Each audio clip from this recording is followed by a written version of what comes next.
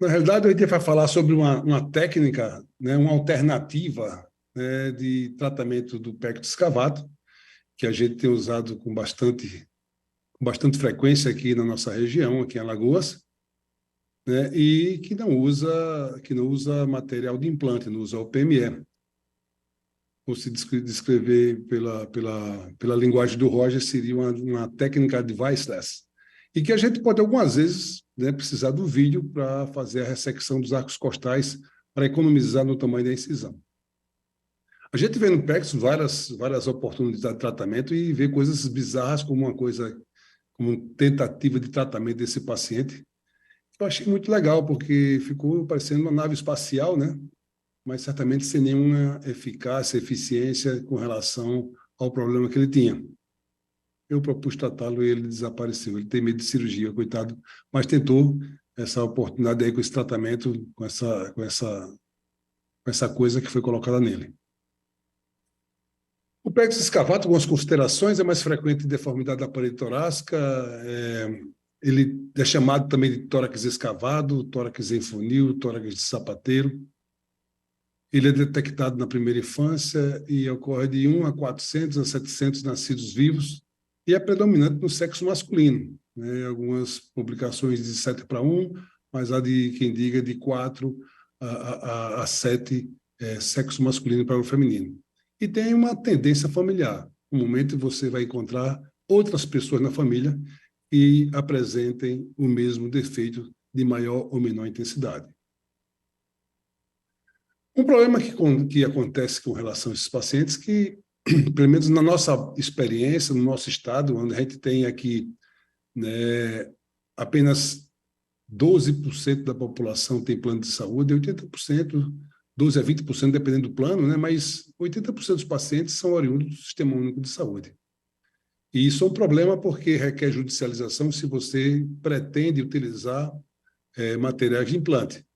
Aqui no lado desse quadro ao lado, a gente observa o quanto o SUS remunera ao hospital, apenas R$ 582 para todo o tratamento, paciente cirúrgico do pectus, seja ele carinato ou escavato, e os serviços profissionais, incluindo anestesistas e auxiliares, o cirurgião, R$ 733,60, isso aí há mais de 20 anos.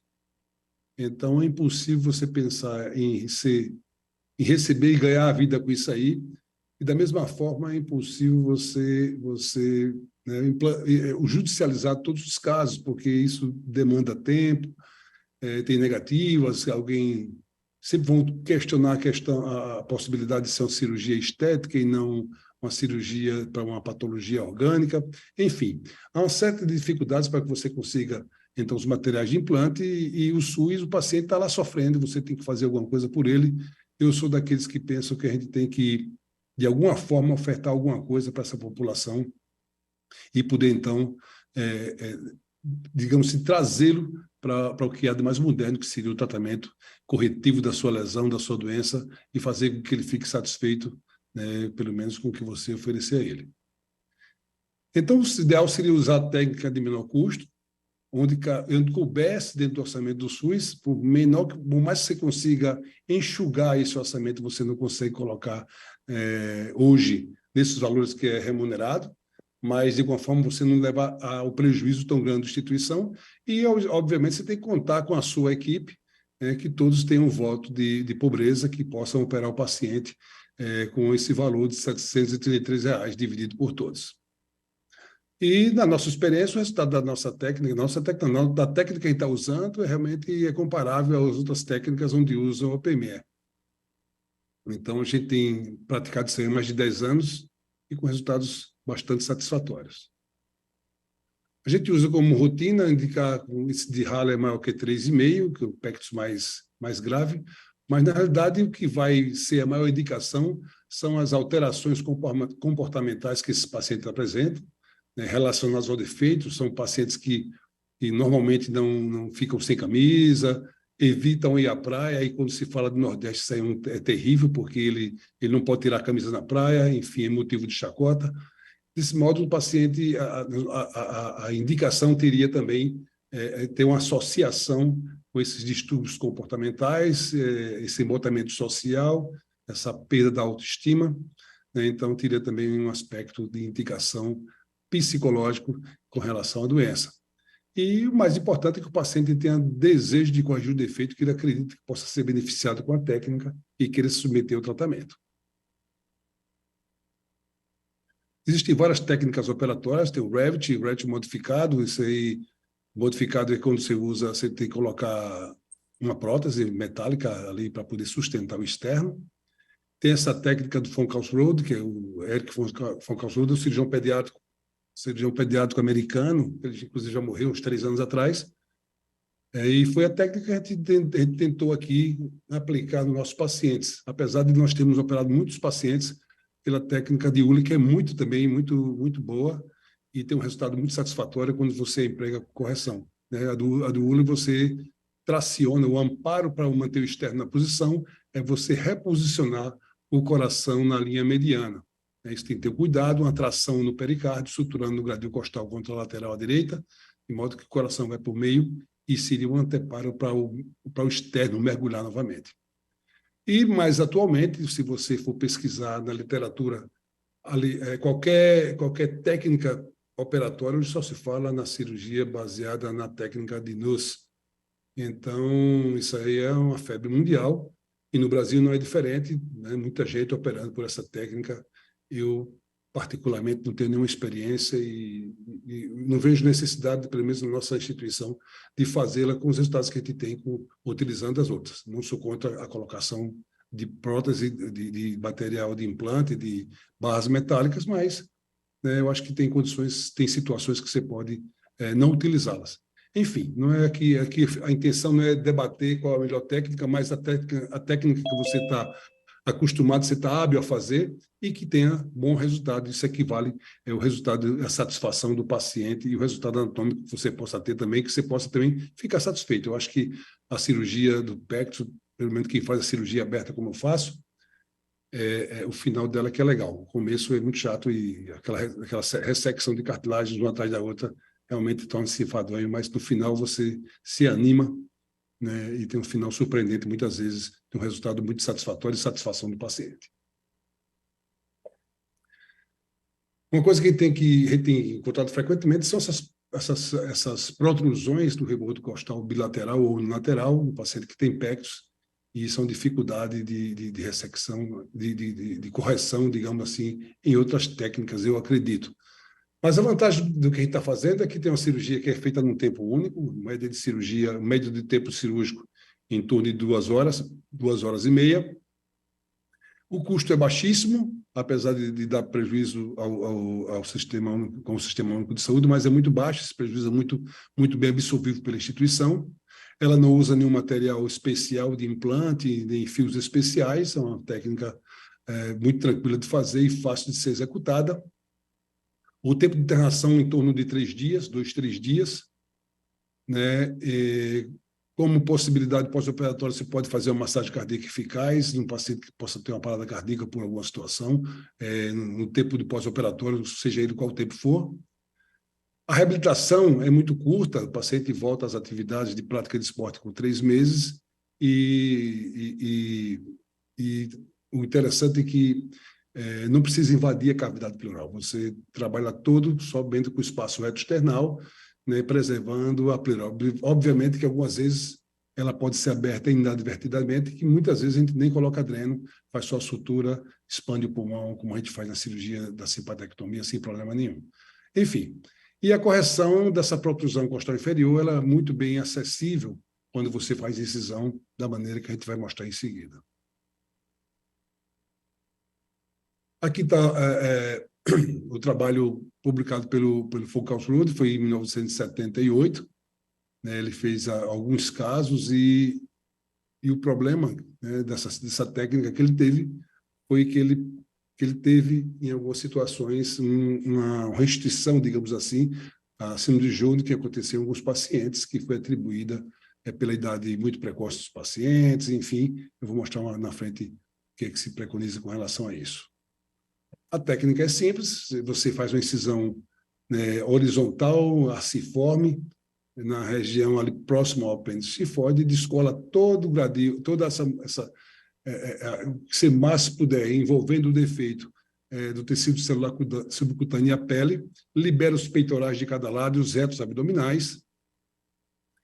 E aqui você vai expondo cada cartilagem defeituosa e você faz a ressecção dessas cartilagens defeituosas por via subpericondrial, mantendo o pericôndrio para que possa nascer uma cartilagem normal ao final dos 3 meses. Então, você vai ressecando uma a uma, bilateralmente, e depois você vai ter somente o externo. Repare que aqui você resseca próximo à junção costo-condral. Talvez isso aqui tenha sido defeito que ele fez e que os pacientes desenvolveram acima do Júnior, mas você tem que preservar a porção da cartilagem onde há a formação da cartilagem, né? Nas zonas de crescimento da cartilagem, isso fica próximo à junção costo-condral e condroesternal, você tem que deixar preservada a gente vai mostrar em seguida. Então, você vai ressecando cartilagem a cartilagem, repara nesse segundo quadro aqui, você vê um coto, digamos assim, de cartilagem preservado, mantendo a zona de crescimento. Uma vez dissecado, ressecada todas as cartilagens defeituosas, a gente secciona o apêndice tifoide, né, liberando o externo, e por manobra digital você descola todo o externo do mediastino anterior, separando o externo do coração, até onde você possa alcançar com o dedo e liberar o defeito. Em seguida, a gente secciona essa articulação condroesternal, bem próximo ao externo, para preservar as artérias mamárias que correm bem próximo daí. Então, uma vez seccionado essa junção condroesternal, você vai fazer a incisão a osteotomia no externo, que pode ser feita anterior ou posterior, de modo que você possa alinhar o externo, que ele possa ficar retificado, e então você vai suturar os leitos pericondriais de ambos os lados por trás do externo. Ele vai repousar por cima desse amparo, nesse caso aqui, diferente da técnica de Uhler, em vez de ser o pericárdio, são os leitos pericondriais de cada lado, sobretudo os mais inferiores, de modo que você mantém o externo na posição e, uma vez suturado, repare que você consegue enxergar aqui bem, né, os cotos de cartilagem distais, né, e o que preservando a zona de crescimento.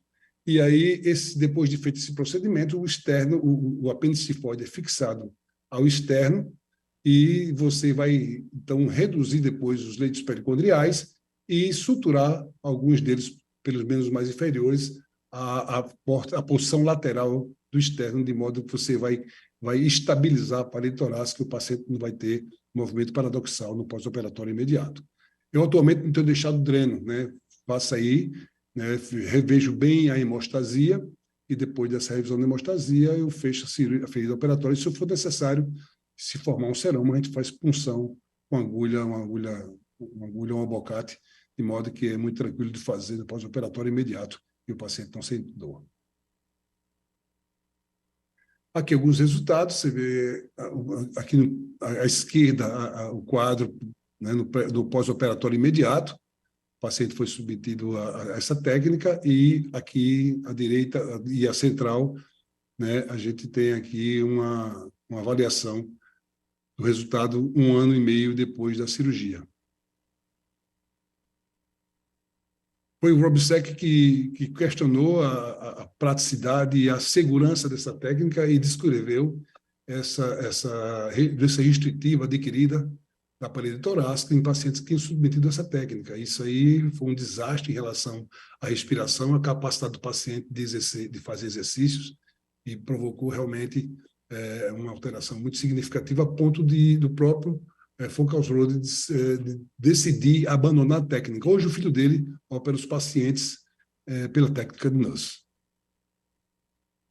É isso que ocorre, você resseca as cartilagens, preserva as placas de crescimento e faz a sutura reto-external. Essa sutura reto-external, se você não preservar essas áreas aqui, você, então, pode fazer uma rigidez, digamos, da parede torácica, com o crescimento da cartilagem, né, com a reposição da cartilagem, e o paciente fica sem poder ter uma expansão torácica completa. Isso é muito ruim. Aqui mais um caso recente, você vê as protrusões dos arcos costais inferiores, ali no rebordo costal, a cirurgia, né, depois de 2 anos de operado, o paciente mantém uma parede torácica estável, um resultado satisfatório. Somente essa cicatriz aqui na frente é um problema, né, com relação à estética.